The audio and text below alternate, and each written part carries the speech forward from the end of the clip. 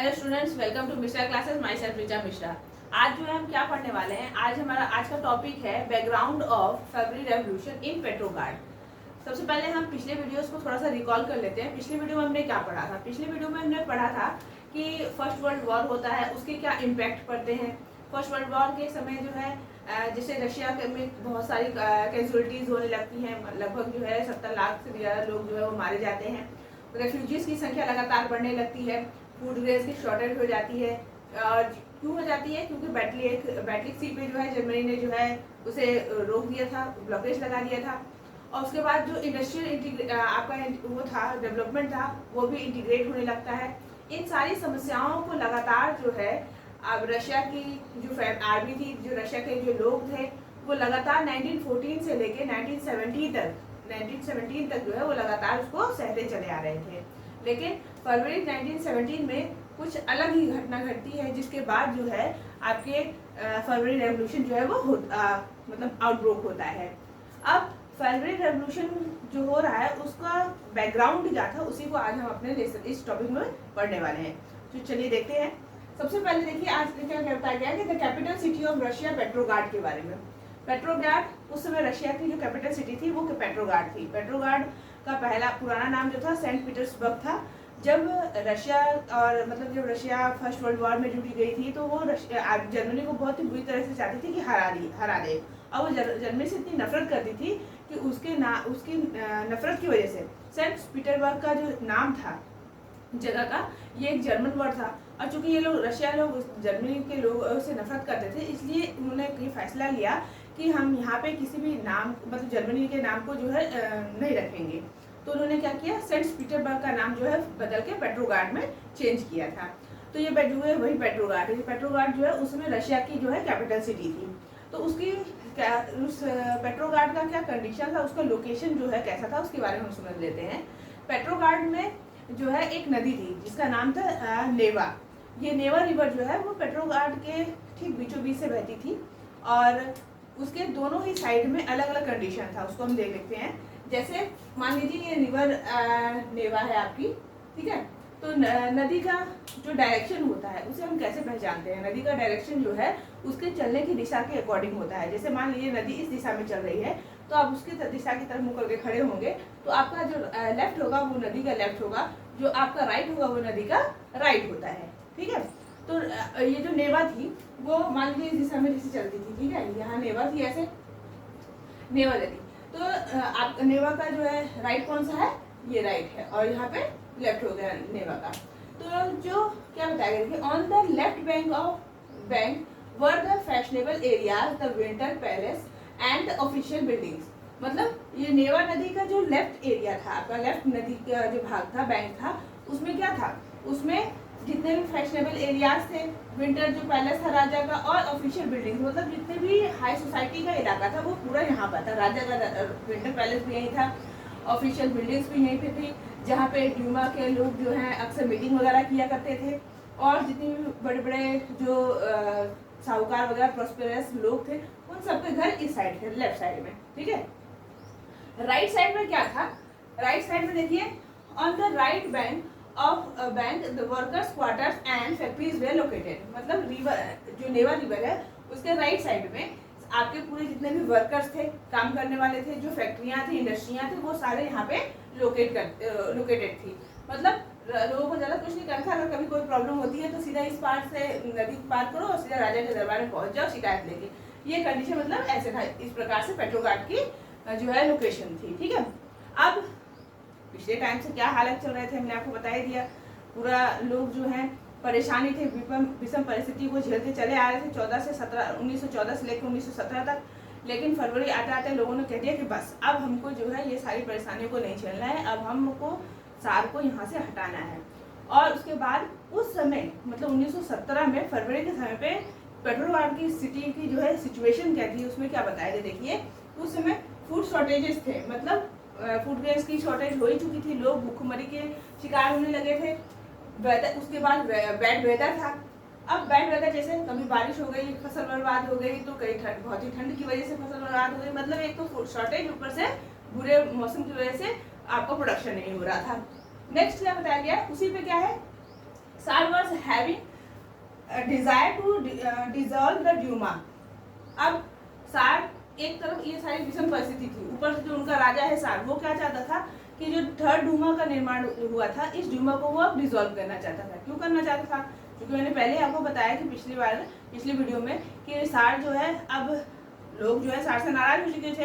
क्यों हुए थे? क्योंकि सार जो है कोई भी फैसला जो है वो खुद से नहीं लेता था। वो क्या करता था, अपने उस मंत्री के साथ जो है क्या नाम था उसका, रासपुतीन, जो रासपुतीन था उसके मतलब उसके इन्फ्लुएंस में आके उसके हिसाब से जो है वो ऑर्डर पास करता था। और साथ ही साथ वो ऐसा लोगों को लगता था, और प्लस जो है वो कोई भी जैसे वॉर को लेके कोई भी फैसला लेना हो तो उन सारे फैसलों को वो कभी भी अपने ड्यूमा के साथ के मेंबर्स के साथ जो है कंसल्ट नहीं करता था। अब इसकी वजह से क्या था, ड्यूमा के जो लोग थे वो उसके खिलाफ हो चुके थे। अब राजा, इसीलिए राजा चाहता था कि वो थर्ड ड्यूमा को भी डिसॉल्व कर दे। अब राजा के इस फैसले से लोग क्या खुश होंगे? बिल्कुल नहीं होंगे। तो वही हुआ, क्या बताया गया कि and its members were not happy with this. इन सारी चीजों से, राजा के इस काम से, इस फैसले से लोग जो है बिल्कुल नाखुश थे। अब ये सारी जो परिस्थिति हुई, इसके बाद क्या हुआ है, फिर नेक्स्ट क्या होता है, फरवरी 22 फरवरी लॉकआउट एट ए फैक्ट्री।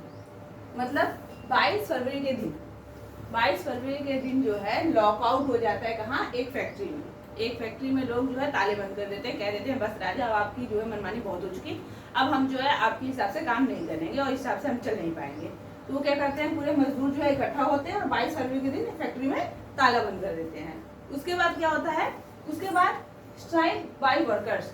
जो वर्कर्स थे उन्होंने क्या किया, सभी लोग मिलकर जो है स्ट्राइक कर देते हैं, मतलब हड़ताल कर देते हैं। और इस हड़ताल में क्या होता है, many womens also headed strike this day came to be recognised as international womens day. अब इसमें बहुत सारी महिलाएं थी जिन्होंने जो है इस स्ट्राइक में आगे बढ़कर जो है उसको हेड किया और जो है इस स्ट्राइक में जो है अपना योगदान दिया। और इसी वजह से, इसी कारण जो है इस दिन को हम वर्ल्ड इंटरनेशनल वुमेन्स डे के नाम पे भी जानते हैं और इंटरनेशनल वुमेन्स डे के नाम पे इसे मनाया भी जाता है। अब आप कहेंगे कि इंटरनेशनल वुमेन्स डे तो 8 मार्च को मनाया जाता है, वो बात आपकी बिल्कुल सही है, लेकिन इसमें कुछ डिफरेंसेस हैं। डिफरेंसेस क्या हैं कि पहले क्या होता था कि आपके रशिया में जो है वो जूलियन कैलेंडर जो है वो अपनाया जाता है। जैसे अलग अलग प्रकार के कैलेंडर्स होते हैं, जैसे इस्लामिक कैलेंडर अलग होता है, हिंदू पंचांग अलग होता है, वैसे एक पहले के टाइम पे रशिया में जो है वो जूलियन कैलेंडर ये लोग यूज करते थे। और प्रेजेंट टाइम पे अगर बात की जाए, आज जो है जनरल रूप से हम सभी जो है ग्रेगोरियन कैलेंडर जो है वो यूज करते हैं। तो जूलियन कैलेंडर जो है वो ग्रेगोरियन कैलेंडर से 13 दिन पीछे होता है। इसके अकॉर्डिंग अगर जैसे जब जूलियन कैलेंडर में अगर 22 फरवरी है तो ग्रेगोरियन कैलेंडर क्या होगा, ग्रेगोरियन कैलेंडर में क्या होगा, 13 दिन आगे। 13वां दिन कौन सा है, 7 मार्च, और उसके एक दिन बाद यानी कि 8 मार्च को हम जो है वुमेन्स डे मनाते हैं। इस तो चूंकि बाद में फिर फरवरी या फिर रशिया में भी जो है 1 साल बाद जो है ये ग्रेगोरियन कैलेंडर जो है वो लागू हो गया था, लेकिन उस समय जब चूंकि जूलियन कैलेंडर था इसलिए वो 22 मार्च में माना गया। लेकिन अब जो है हम ग्रेगोरियन कैलेंडर के अकॉर्डिंग जो अपने डेज को देखते हैं, इसलिए हम 8 मार्च को वर्ल्ड जो है इंटरनेशनल वुमेन्स डे मनाते हैं। तो वो क्यों मनाया जाता है, क्योंकि इस दिन जो है महिलाओं ने इस स्ट्राइक में बहुत ही योगदान दिया था और आगे बढ़कर जो है वो राजा के खिलाफ जो है वो खड़ी हुई थी, तो इसलिए ये वुमेन्स डे मनाया जाता है। और पहली बार महिलाएं जो है इतनी सशक्त मात्रा में जो है खड़ी हुई थी जो स्ट्राइक में भाग ली थी, इसलिए। नेक्स्ट क्या होता है कि demonstrations reach to centre of the capital Nevsky Prospect. अब नेवेस्की प्रोस्पेक्ट क्या है, ये आपका रशियन वर्ड है। ये है आपका जो कैपिटल था, यानी कि क्या था आपका पेट्रोबर्ग जो आपका कैपिटल सिटी था रसिया, उसका मिडिल पॉइंट जो है नेवेस्की प्रोस्पेक्ट नाम का जो है एक स्थान है, एक जगह है। तो सारे जो डेमोन्स्ट्रेटिव थे, वो सारे लोग क्या करते हैं, वो यहाँ पे नेवेस्की प्रोस्पेक्ट पे इकट्ठा हो जाते हैं, किस लिए, प्रोटेस्ट करने के लिए। फिर as the worker reach there government impose curfew, और जैसे ही सारे वर्कर्स वहाँ पे इकट्ठा होते हैं तो गवर्नमेंट सोचती है, गवर्नमेंट यानी कौन, आपका राजा, क्योंकि राजा की गवर्नमेंट थी उस वक्त। तो सार क्या करता है, वो उसको शक होता है कि भाई कोई बवाल वगैरह ना हो जाए, इसलिए वो क्या करता है, कर्फ्यू ऑर्डर कर देता है। अब कर्फ्यू ऑर्डर होते ही क्या होता है, हर तरफ से पुलिस वगैरह सब नाकाबंदी कर देते हैं, तो क्या होगा, तो डेमोन्स्ट्रेटर्स जो थे वो डिसअपियर्ड हो गए। सारे जो डेमोन्स्ट्रेटर जो इकट्ठा हुए थे वो इधर उधर फैल गए, डिसअपियर हो गए, वो सब चले गए। लेकिन इतना ही नहीं हुआ, अब एक बार 22 तारीख को भले ही वो लोग आए और क्या कहते हैं कर्फ्यू लगा, वो वापस चले गए, लेकिन फिर क्या होता है कि they came again come back on 24 and 25। उसके बाद 24 फरवरी को और फिर 25 फरवरी को वो फिर से वापस आ जाते हैं। क्यों भाई, एक दिन के लिए उन्होंने धरना प्रदर्शन करना था, प्रोटेस्ट करना था उनको, भाई वो प्रोटेस्ट के लिए आए हैं तो उनको दोबारा से बुलाते, एक दिन आपने भगा दिया तो क्या फिर से वो दोबारा इकट्ठा हो गए। अब वो लोग यहाँ पे आके पूरे लोग इकट्ठा हो गए। इस बार गवर्नमेंट क्या करती है, यानी कि साथ क्या करता है, वो अपनी पुलिस और जो भी क्लेवरीज थी यानी कि अपनी पूरी सेना को आदेश दे देता है कि आप लोग जाइए और उनके ऊपर जो है एकदम नजर रखिए कि वो लोग कहीं कुछ गड़बड़ी ना कर पाए, और ऐसा कुछ होता है तो तुरंत एक्शन आपको लेना है। इस प्रकार से मतलब क्या हुआ, आपका जो नेवेस्की प्रोस्पेक्ट था, वो इलाका जो क्या आपके कैपिटल का जो मिड पॉइंट था, सेंटर था, वहाँ पे सारे लोग इकट्ठा हुए पहले, फिर 22 मार्च को, उसके बाद जो है राजा ने कर्फ्यू लगा दिया, फिर वो लोग जो है वहाँ से डिसअपियर हो गए, लेकिन फिर 24 और 25 मार्च को फरवरी को वो दोबारा से जो है वहाँ पे क्या हुए, इकट्ठा हुए अपना प्रोटेस्ट करने के लिए। उसके बाद जो है राजा ने क्या किया, पुलिस और क्लेवरी को जो है आदेश दिया कि उनके ऊपर नजर रखे। अब आप कहेंगे सब लोग इकट्ठा हो गए, कोई बात तो हो नहीं रही है, तो फिर रेवोल्यूशन कैसे हुआ? तो रेवोल्यूशन कैसे हुआ है इसको हम जो है नेक्स्ट वीडियो में पढ़ेंगे, जिसमें बताया जाएगा आपको कि ऐसी कौन सी वह मुख्य घटना थी जिसके बाद जो है फरवरी रेवोल्यूशन जो है पूरी तरह से आउटब्रेक हो गया है। अब आपको मेरा वीडियो जो है अगर पसंद आया हो तो इसे लाइक और सब्सक्राइब जरूर कीजिएगा, और बेल आइकन को दबाना बिल्कुल ना भूलें, ताकि आपको मेरा लेटेस्ट अपडेट मिलता रहे, और इसे अपने फ्रेंड्स के साथ शेयर भी करें। Thank you.